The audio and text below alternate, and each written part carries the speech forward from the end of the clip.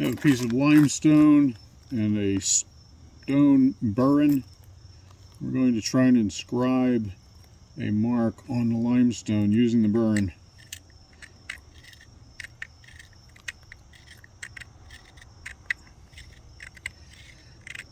Right now we're removing some of the limestone to make a groove, blowing some of the dust away.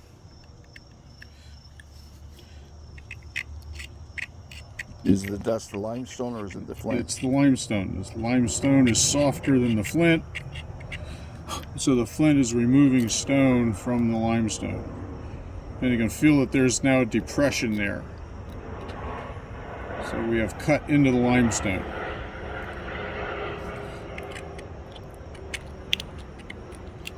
So we're creating a groove in the stone using this flint Burin.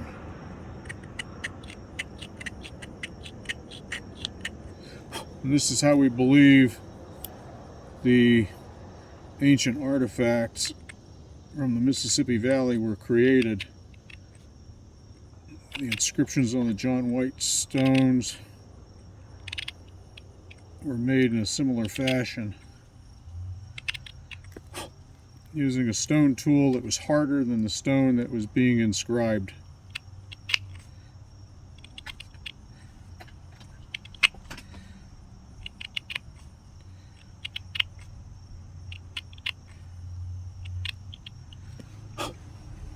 You've seen the John White stones, or do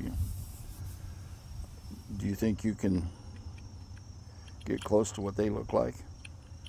Well, or is there a skill here that we I'm have? sure anciently they had a lot more practice than I have. This is the first time I'm doing this.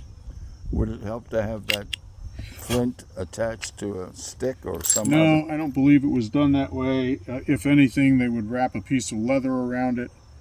There were sharp edges here, and I removed some of those sharp edges so that I can hold it in my hand. Do you want to try a piece of leather around that and see if it's better for you? Well, a glove would work.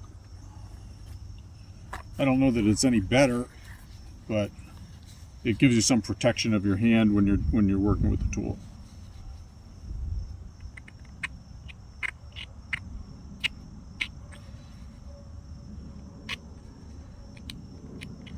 So this is your first attempt to do something like this? Yeah.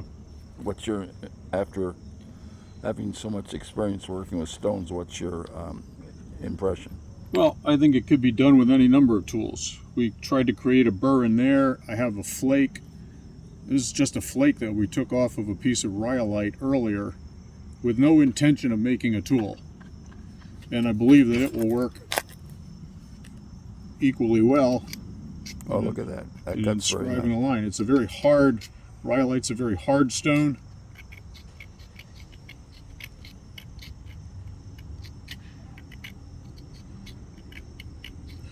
And the limestone is softer.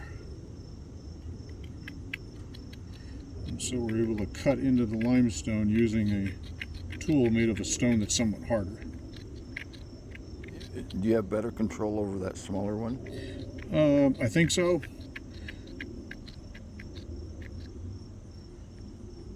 It's just a matter of finding a tool that works to accomplish the task that you have at hand. I'm going to challenge you to make an O, the letter 0 or the number 0 or an O.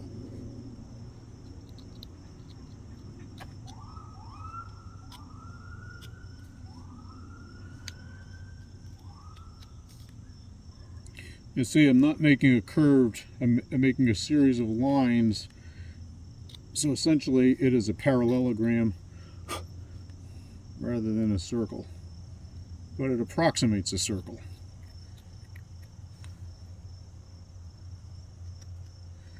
And so again, multiple passes over this will inscribe it deeper and deeper into the stone. But cutting into the stone, of course, shows a different patina. You're cutting through that, and after much time, that engraved It will color to the same coloration as the surface of the stone over time. The thickness of the patina may be different, and you can only determine that with microscopy and probably cutting through that area to determine what Let the me, thicknesses having are. cut that, let me look at the very tip of your cutting tool. Can you go to the side here like this so that this is where you were cutting right there. Right there at the tip. There's tip it to the side a little bit more this way so I get a, okay. Do you see much damage to that tip? Not much. So it's able to take the limestone with no, Yeah, because it's much harder.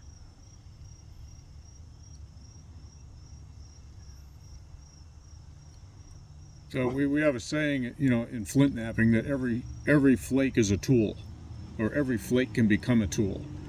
There are sharp edges, there are sharp points, and they can be used for scraping, bark off a shaft for an arrow shaft, so or for cutting material like leather or fiber.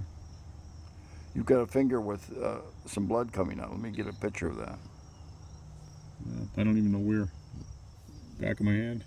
Oh, I thought I saw it. Right. It's over here. Yeah. Are those all from the rocks? Well, this one is. That's an older one, I think. So after a while, you kind of. It's a blood sport.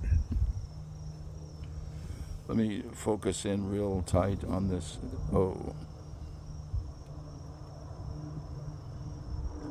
Yeah, I think the ancient people had better control than you do. Although it's not bad. Very good.